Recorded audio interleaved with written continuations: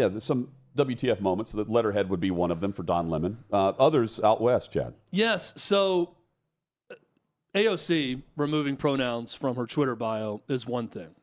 And it's we say this half joking, but it is actually a pretty big statement and a big story for this reason.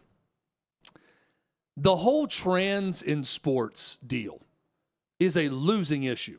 It is a losing issue for Democrats. Not only is it a losing issue, silence on it wasn't enough. You need to stand up and say this is not good for women's sports. And they didn't believe it. And they didn't do it. I think a lot of them didn't believe that trans athletes should be competing in women's sports, quite frankly, but they stayed silent on it. Why? Because the party line was, we're going to be the side of accepting and love and forgiveness and inclusivity and all these buzzwords that you hear. So they made the stand that we're going to die on this hill. They died on it. They died on it. Last Tuesday, they died on it. Donald Trump destroyed the entire Democratic Party by running on a platform of, we are going to get biological males out of women's sports.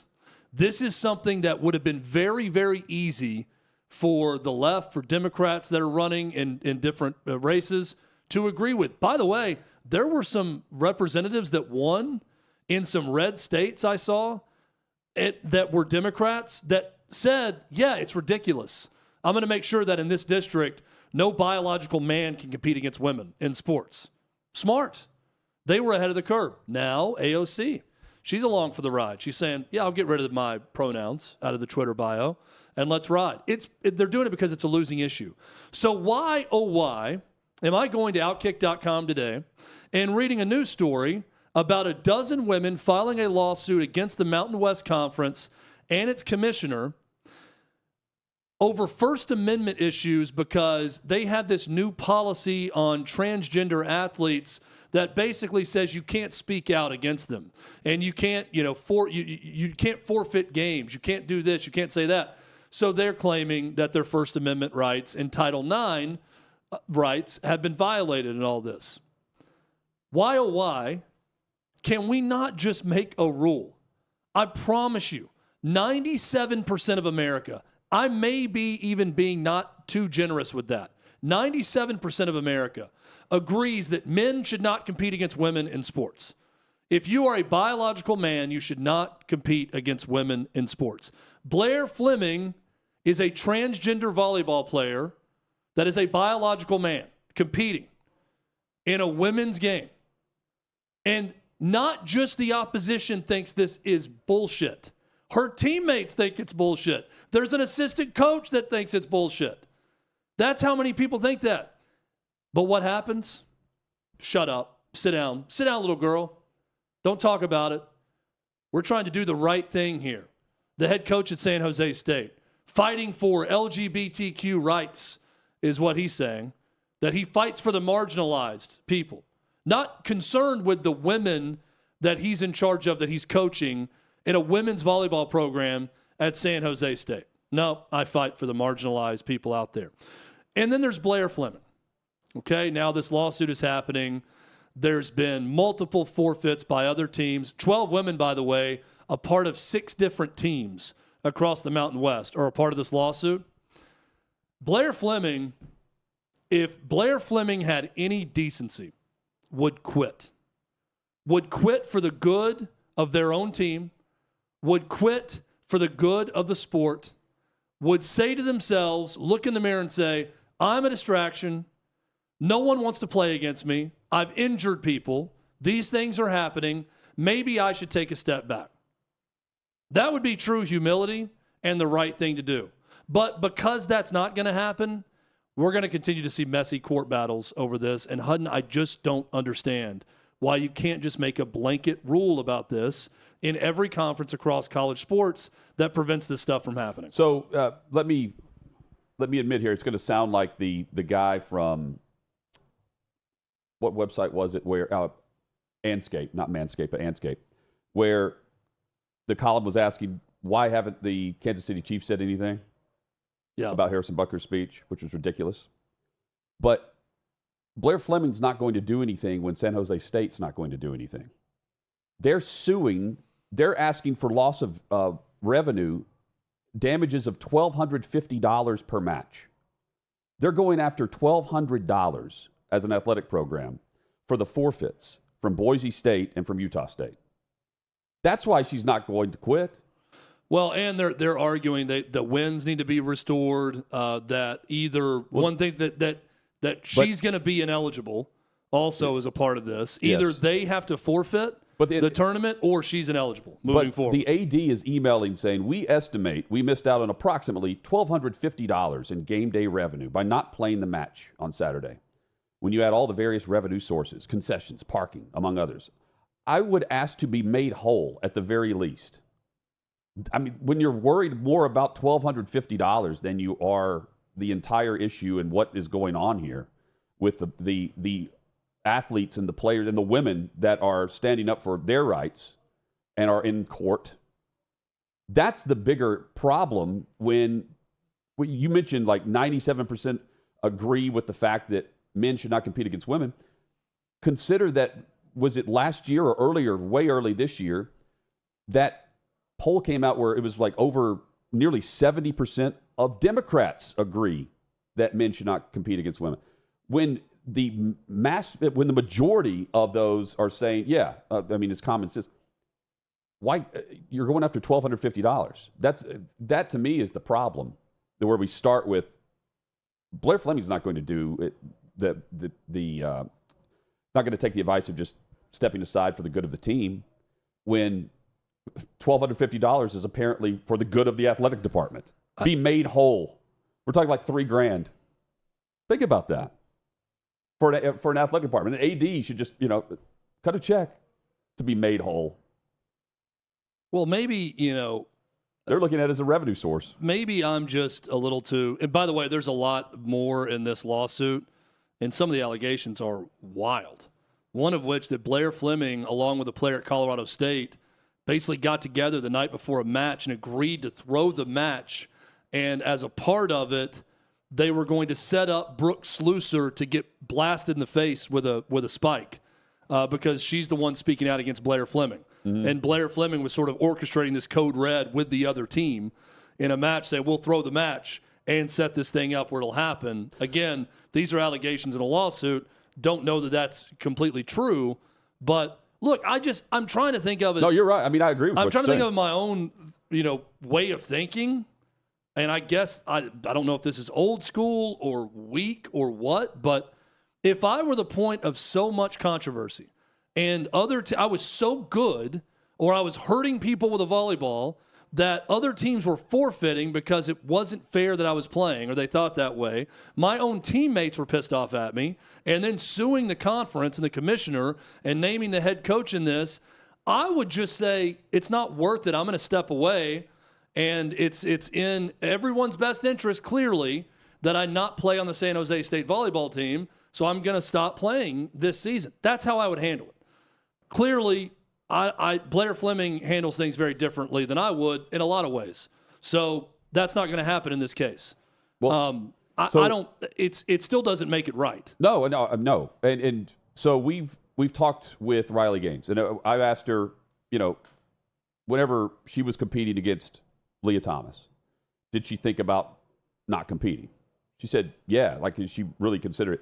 But the fact that she did allowed her to have the stance and she has the runway to take off and become who she is, which is the spokesperson, the spokeswoman for everything that is right about women's rights in sports. Chad, Peyton McNabb. Yeah. We spoke with her. Yeah. She competed. Legitimately suffered an injury. Yes. Volleyball. She competed. Transgender athlete. Spikes the ball. She's hit in the head with and suffers neck injuries from competition. Now you have those that are forfeiting. And because of those who participated and competed, like Riley, like Peyton, now they're doing the right thing. Because that's, again, they now have the microphone. And now with Trump in office, they're going to be able to have a much louder voice in this. But it's the athletic programs as well that are backing. I mentioned San Jose State going after $1,200. I don't know if there was ever a response to this email to the AD or not, but I mean, the Mountain West had not replied. I know OutKick had reached out, but the Mountain West had not replied. The head coach had replied. But I mean, absolutely not. Todd Kress is the head coach. No, you don't. If you pay in pennies. Here's $1,250 worth of pennies. Well, I don't think anybody wants them to pay anything. The AD does. Well, what they want is for this person to stop playing. They want for fairness to be restored I know that, and to be out of the tournament and to stop playing immediately. From San Jose State's standpoint, they're asking for $1,250 to be made whole. Well, think about that. That's insane. I have at no the very idea least is what they said. From. At the very least. Todd Kress is the head coach. The woman who is the associate head coach, her name is Melissa Beatty Smoose. She's the one who's been suspended because she's spoken out against Blair Fleming being a part of her team. Todd Kress is the head coach. He has released statements to OutKick, and he said things like, I'm always going to stick up for marginalized people. I've seen many people in my community that have been bullied and this and that.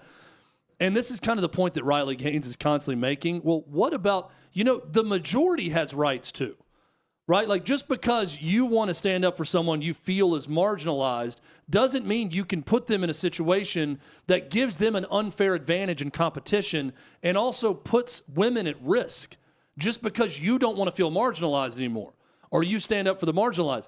In this case, it's the women being treated unfairly. And yes, biological women, I know this is shocking to people, they are a vast majority of women's sports.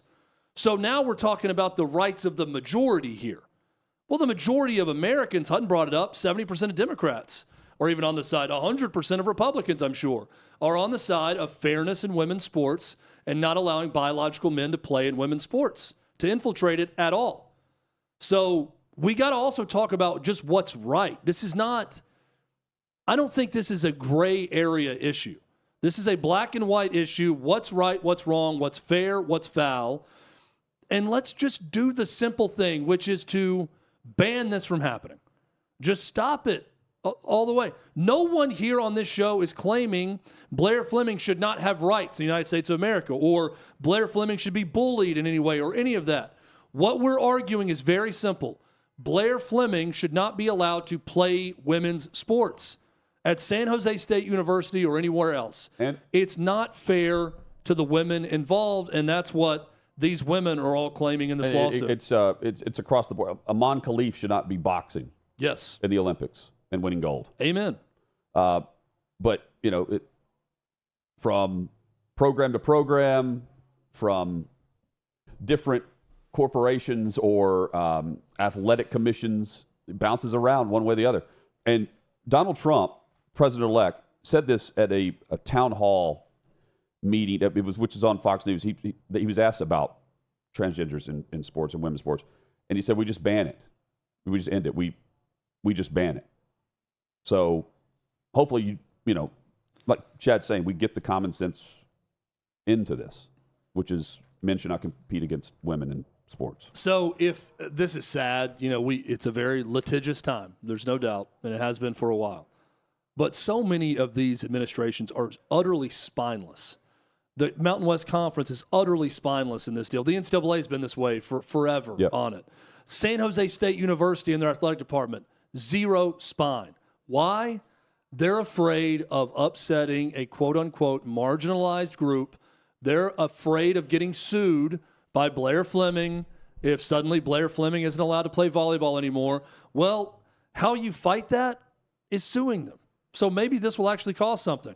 Because they start getting sued on the other side enough, they may say, hey, we're getting legitimate lawsuits over here, and it's not going well for us, so we may need to enact a new rule on this and have a blanket rule about it. And that's what I hope You know how else you fight it, though? Voting. And the country spoke. Yes. So, again, I'm willing to bet this is Blair Fleming's last Mountain West Conference one way or the other, playing on the women's volleyball team. Does San Jose State have a men's team? We'll have to see how they're doing. I don't know if they qualified for the Mountain West Conference. I don't know. Probably didn't bring in enough revenue on game day. $1,250, Chad. That's where we are. That kind of shows the reality of sports that aren't, big time athletic department sports. They rely on football, and that's it. Yep. I don't even know how much. Or Blair Fleming. I don't know how much football they're relying on at San Jose State in terms of revenue dollars. They're relying on subsidies, is what they're relying on from the state of California. Chad, the Jets relying on Aaron Rodgers to be future Pro Football Hall of Famer Aaron Rodgers. That hasn't happened.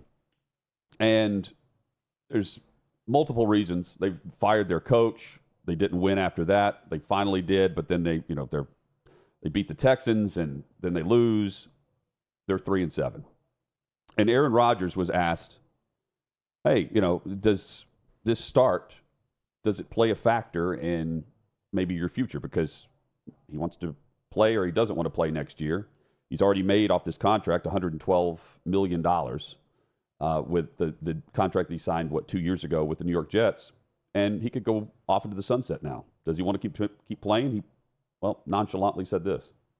You've talked about wanting to play beyond this year before. Has the way this season gone for you or as a team changed that thought at all?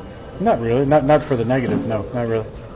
Do you still want to play in 2025? I think so, yeah. I think so. Not really. I mean, did he want to be vice president? Yeah, I think so. No. Got to line it up with our Thursday night football games. I realize this is Aaron Rodgers with the media, not Aaron Rodgers on with McAfee, right? But we'll get more there. But, Chad, what I've seen before. And I still have the same feeling I did back in 2019 with Tom Brady. Yeah, it's over. He's old. Don't play anymore. I don't think this Aaron Rodgers needs to continue to play. But I said the same thing about Brady. And then he went to a different team and things clicked. His offensive line played well. He didn't have distractions. He chose his team, and they did. But Rodgers has already done that. Rodgers is in the middle of it, and it didn't work. Now, part of that is the injury. I get it. He is motivated to come back and prove that the season lost is going to be a season of gain. That was supposed to be this year. Then they don't win for a while. They pick up a win against the Titans, but barely. Chad, collect your wins. I think we see his last season be this season. But I've also seen, and we certainly know this, he can drag things out a while. I also think that this is just the beginning of I think so. I think so. There are so many teams with bad quarterback play that would love to have Rodgers behind center. But the guy behind center isn't the version of Aaron Rodgers that everyone was clamoring for during the offseason going into 2023, where they're Super Bowl or bust. Didn't hear that same talk this offseason, and they're certainly, they're top 10 pick or bust based on the way they've been playing. So, yeah, I think he should go off into the sunset and become a Pro Football Hall of Famer 5 years from now. I like your I've said it before. Yeah, I like your comparison to 2019 Tom Brady versus, it was really everyone bad for him. Thought he was dead. He was seeing ghosts. Sucked. He was throwing the ball at the feet of his offensive lineman quickly, couldn't move. Frustrated. We were up in Foxborough when the Titans beat him in that playoff game. Logan Ryan intercepted his last pass, right, as a Patriot in that game. Our buddy Logan Ryan. Still has the football. And then, went to Tampa and was a different guy, was a different player. I don't know that Aaron Rodgers is going to have that sort of end of career twilight reclamation project with the way he's playing right now. I also think when he says, I think so, yeah, I think that's Aaron Rodgers probably knowing, if they want me.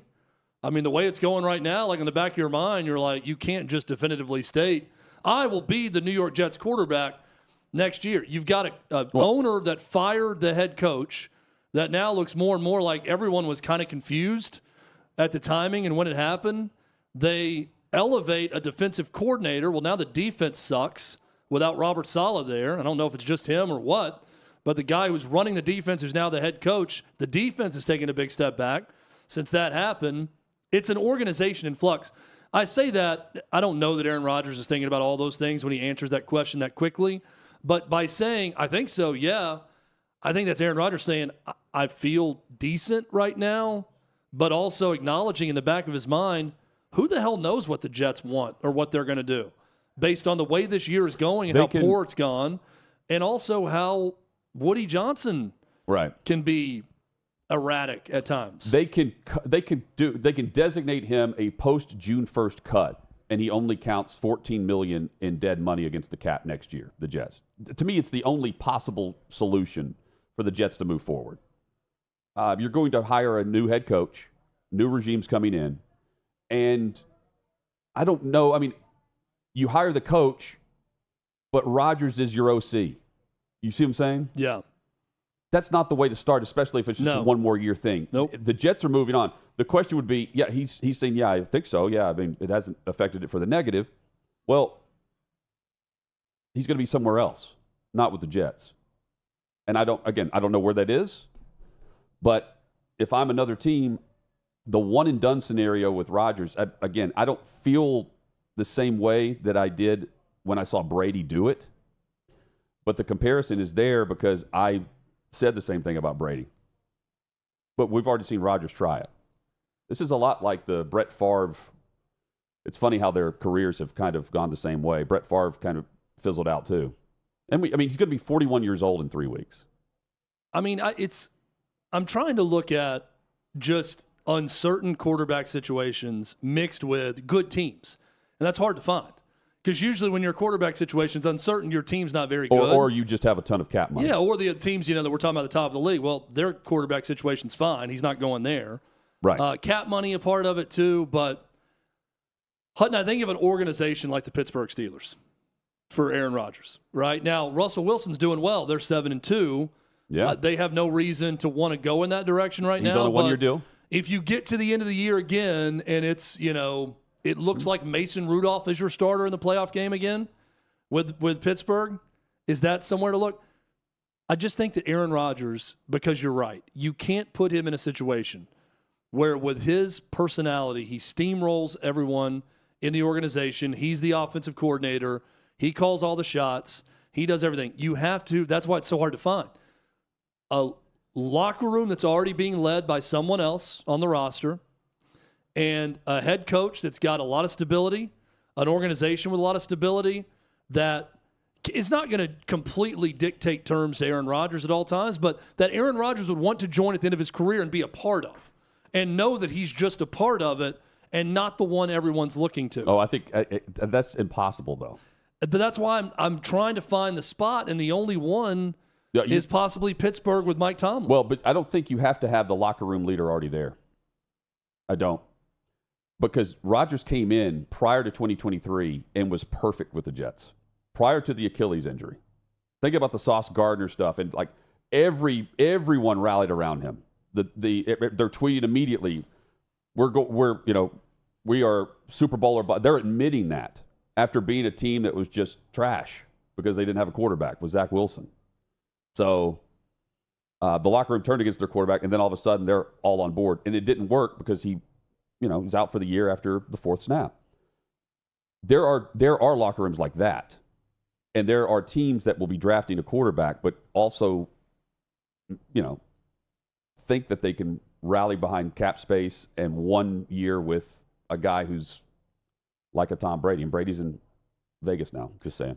The funniest thing would be if he goes to the Vikings, just like Brett Favre, who he sat behind, and his 3 teams would be those 3: Jets, Packers, and Vikings. And the Vikings, who knows what happens with Sam Darnold after this year, but if J.J. McCarthy, are they fully comfortable with him taking over next year, coming off the injury? It's hard. I'm with you. I think that he's likely done, but could have something left in the tank. I just can't find the right spot for him.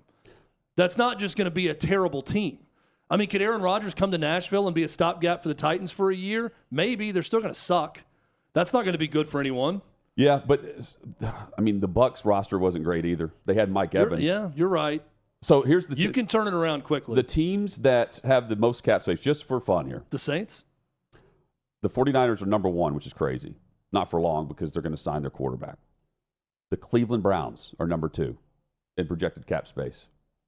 Watson's done there. The Patriots at number 3. Raiders at number 4. Lions, Commanders, Cowboys in the top group. And then Jacksonville and Arizona.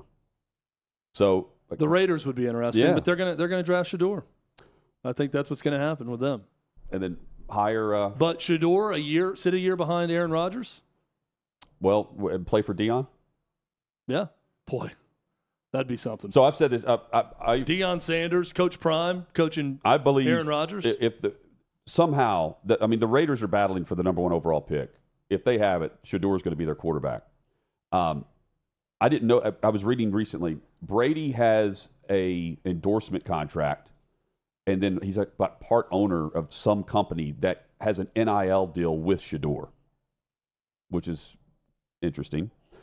And Shedeur on social media, every time the Raiders lose, he posts, "Thank you, God," in all caps with an exclamation mark. He's also on video recently, and Davey, I think I sent this, where he is saying, "Shout out Raiders." Whenever he's giving an autograph, he's autographing one of his cleats, and he says, "Shout out Raiders." Again, I think the guy was wearing like a Raiders cap or something. That's, to me, the organization that they're funneling or rooting for. Isn't it just a little too perfect to think about Deion coaching the Raiders and the persona of that organization and his son, Shedeur, quarterbacking for him? I mean, it's not a long move from I'm here Boulder for it. to Vegas. It sounds so odd for me to admit this. I'm here for it. I mean, it's yeah, it'd be a lot of fun. with Brady having personnel input. That's a part of the ownership deal.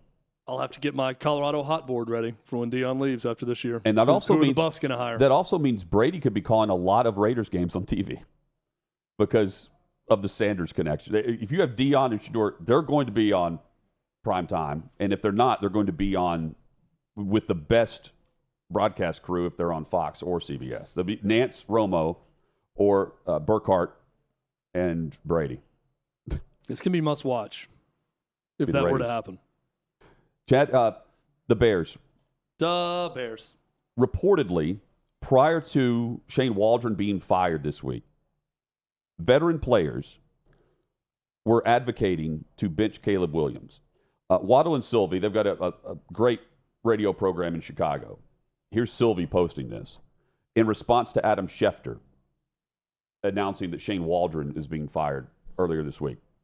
After talking to a few people with knowledge of the situation, players went to Matt Eberflus and Ryan Poles, asking them to make a change at offensive coordinator. There have also been a few veteran players requesting Tyler Bagent start.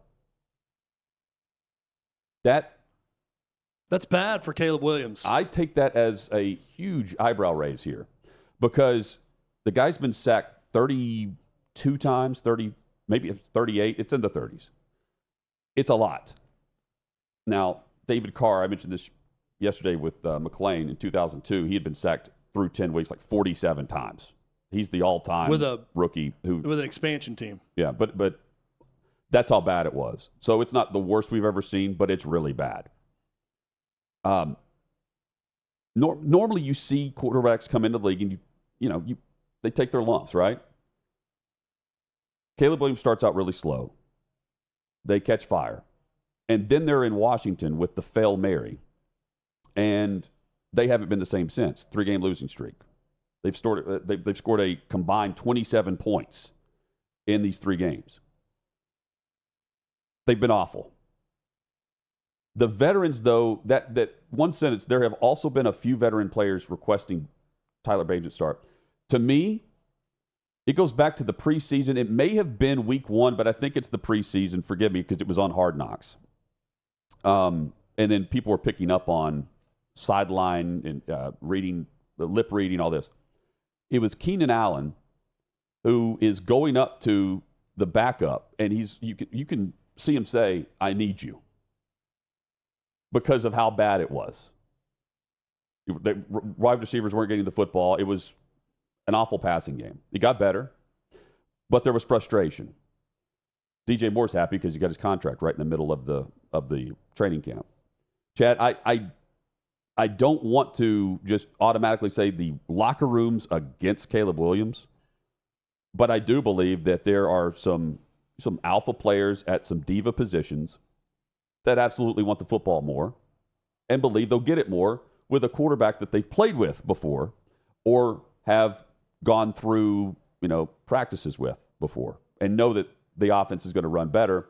This is prior to Waldron being fired, by the way.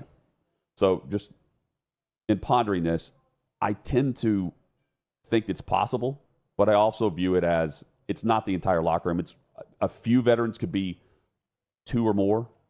This is also a very veteran-led locker room. Go back a week and a half ago, they're calling out their head coach for the way that he handled the fourth quarter in Washington publicly. Keenan Allen was one of them. I believe DJ Moore was one of them. The receivers spoke out through radio programs, through social media, on podcasts. They didn't agree with what was going on.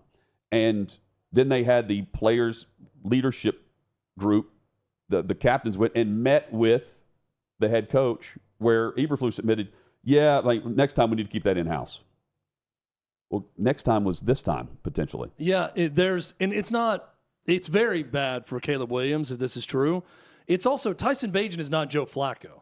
This is not someone who's had a ton of success in the NFL as a starting quarterback at some point or another, where everyone could point to it and say, well, we're going to have a lot more success with this guy. I mean, he's had some flashes in preseason and seems like a likable dude and a good personality.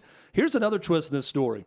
I'm reading a Chicago website right now where the big rumor in Chicago is the host of the radio show you were talking about, Waddle and Sylvie, that his source is Travis Bagent, the dad. Tyson Bagent's father, who is a world arm wrestling champion and is a huge personality. And the rumor has it is this crept up a year ago, where the same show was saying that the veterans went and said Justin Fields should be benched for Tyson Bagent also, and that the father is the source of those rumors. Cole Kmet, by the way, was just asked about it and said it's absolutely not true, that he doesn't know a single player who asked for Caleb Williams to be benched. But Cole Kmet, I don't know if he's in the 8-person captain's room. No. And also, I would think he'd say it's absolutely not true even if it was true, right? Well, I mean, again, certain players have about Eberflus in the fourth quarter, and I guess he would say it's true that they went and demanded that Waldron be fired, because that's also part of this report. Yeah, I don't think he's denying that. No. We can certainly discuss this and more. But it's not some tried and true backup who's been a success in the league. That's what. And by the way, I would get it if it's like, hey, we got a good defense, we got a good team. Joe Flacco can come in and run this offense, and we can get to the playoffs. This is Tyson Bagent. Well, and it's also, beyond that, it's Caleb Williams. It's number one. You want to know who's running the franchise? It's Caleb Williams. You're not going to bench him like Anthony Richardson was just benched, or like we've seen with Bryce Young, or what will happen with Will Levis. This is a different level with Caleb Williams and the investment made and the trades that happened, and how the team's benefited and should be playing better. But the Hail Mary screwed them.